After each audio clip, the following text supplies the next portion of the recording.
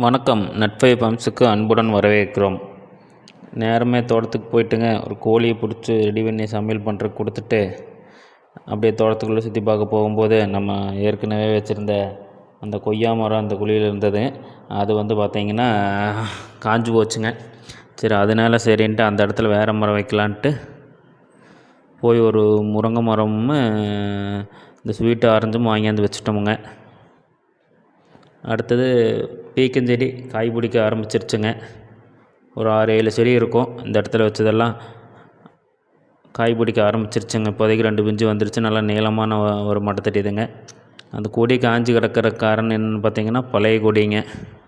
முதல்ல வச்ச செடி காய் பிடிக்கவே இல்லை. அதனால் அதை எடுத்து விட்டு அந்த இடத்த சுத்தம் பண்ணி இந்த செடி ஊனியிருந்தாங்க. நல்லா காய் பிடிச்சிருக்குதுங்க.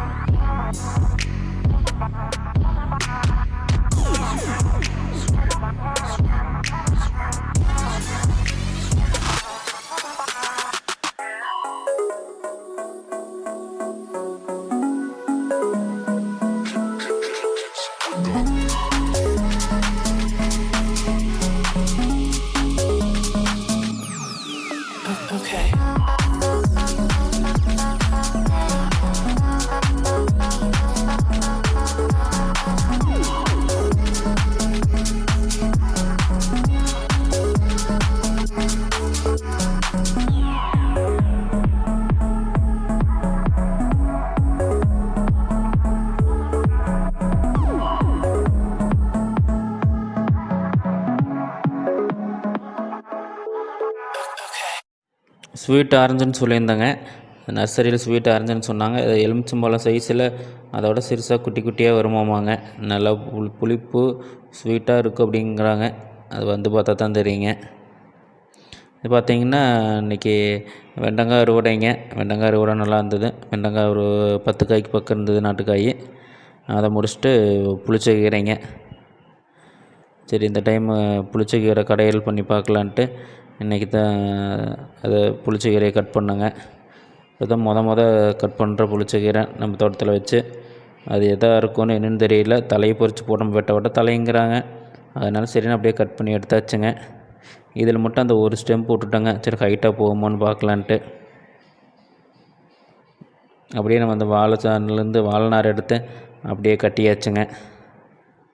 கட்டிட்டு பாருங்கள், நல்லா எத்தாச்சும் ஒரு கத்தையே ஆகிப்போச்சுங்க. ஒரு நல்ல பெரிய கத்தையே ஆயிடுச்சுங்க.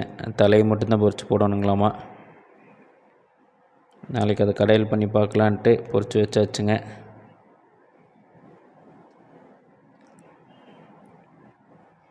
பார்த்திங்கன்னா வெண்டைக்காய், அப்புறம் அந்த கீரை ஒரு கட்டு ஆயிடுச்சுங்க. இது போன்ற வீடியோக்கள் பார்க்க நம்ம சேனலை சப்ஸ்கிரைப் பண்ணிக்கோங்க. நன்றிங்க.